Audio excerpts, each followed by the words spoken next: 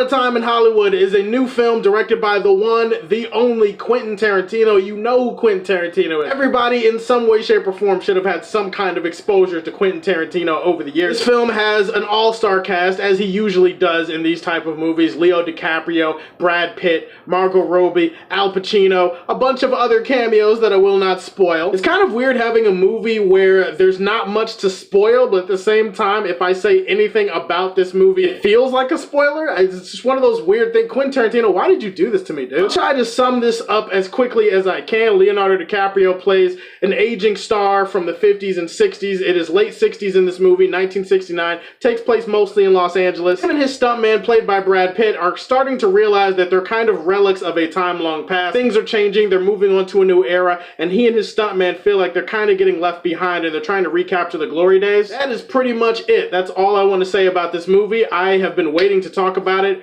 Really excited to break it down, so let's break it down. Quentin Tarantino is one of the most unique son of a bitches to ever pick up a camera in my lifetime. I mean, this dude just has such a way that he approaches film. No matter what kind of film, no matter what kind of style or genre that he's coming at it from, he always comes at it with a unique flair, a unique style, a way of breaking it down or looking at things that maybe you didn't think of before. His films are always extremely well made, and his films always have really iconic scenes with great dialogue, great characters, great moments, great music. I mean, this dude just has the whole thing working, and he has the whole package working in this movie again, because aesthetically speaking, this movie is eggs on a tit. This movie is full-blown omelet titties. That's right, omelet titties. For anybody new to the channel, omelet titties is the upgraded version of eggs on a tit, and eggs on a tit just means that the movie looks gorgeous, because what could be more beautiful, more gorgeous than eggs on titties? Nothing. Nothing could be more beautiful than that. Go ahead, take some time and try to think about that shit.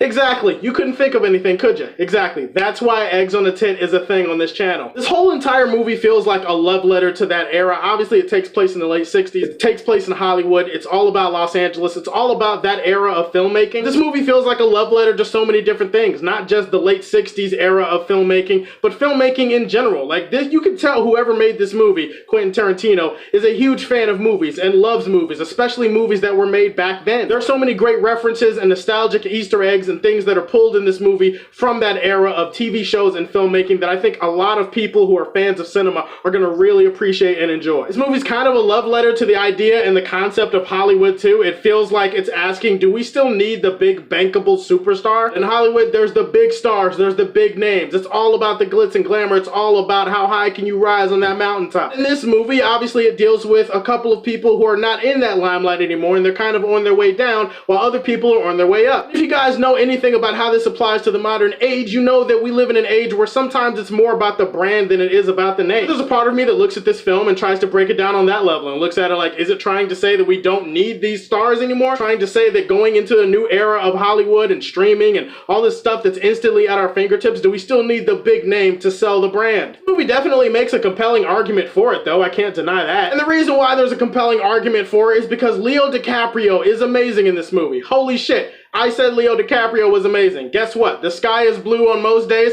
Sometimes it rains. Snow is cold. Saying Leonardo DiCaprio was great in the movie role is nothing new. It's so cliche at this point. Like, if I said that there was some bald guy who was really great at basketball, you would think that I'm talking about either Michael Jordan or Kevin Garnett. Nobody in the world thinks I'm talking about Sam Cassell's old ass. If you do somehow think of Sam Cassell before you think of Michael Jordan and Kevin Garnett, you just don't basketball, bro. But obviously, Leonardo DiCaprio was tremendous in this film. Everybody really was tremendous in this film. Gotta shout out Margot Robbie. Not only is she amazing to look at, as she always is, she's playing Sharon Tate in this movie, and she does a great job at bringing Sharon Tate to life. Like, every scene that she's in, she's smiling, she's doing things. They do take her character in a few interesting places. Gotta say, out of all the standout performances in the movie, and there are plenty of them, the performance that stood out the most to me is Brad Pitt. Brad Pitt slayed this dragon. Might be one of the best performances I've seen all year. Brad Pitt is simultaneously badass and cool and collected and kind of reserved and kind of restrained in this movie. He's a very likable, magnetic presence in this movie. Every scene that he's in, he makes better. Every scene that you see Brad Pitt in, you're kind of like, man,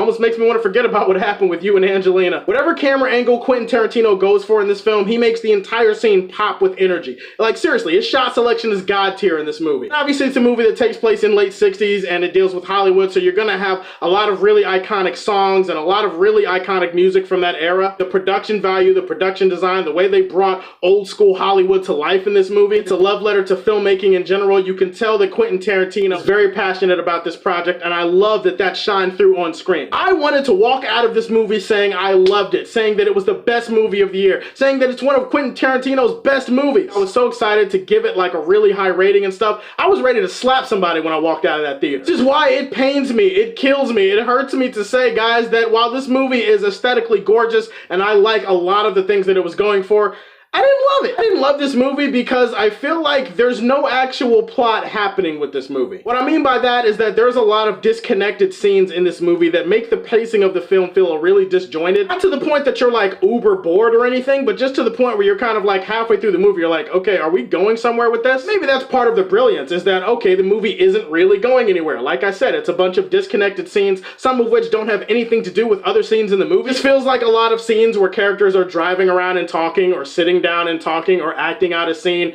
and they're just things. Like, things are just happening, you know? Things just kind of happen and you just kind of go with it, but there's nothing really that hooked me and got me engaged. Because there's very little in terms of conflict or tension or intrigue to push the plot of the movie forward. Yeah, you do start to get a little bit restless. You start going, okay, come on, what's the point here? When are we gonna get to the, like, what's going on? I know that a lot of that was by design, and I know that a lot of people are gonna love that, but just from a story standpoint, this movie just didn't engage me, didn't grab me, didn't hook me like a lot of Quentin Tarantino's other films. This is another really solid film in his catalog, but for me personally, I didn't love it like everybody else seems to. Once Upon a Time in Hollywood was really good, but not great, and I'm gonna leave this one in the Silver Age for Man of Steel. Alright guys, those are my thoughts on Once Upon a Time in Hollywood. Tell me, have you seen it? What did you think about it? What's your favorite Quentin Tarantino film? Put that in the comment section down below. Please like and subscribe to the Superfan Show, and as always, if you like what you see, tell me how you feel, and stay tuned to hear more from the Man of Steel.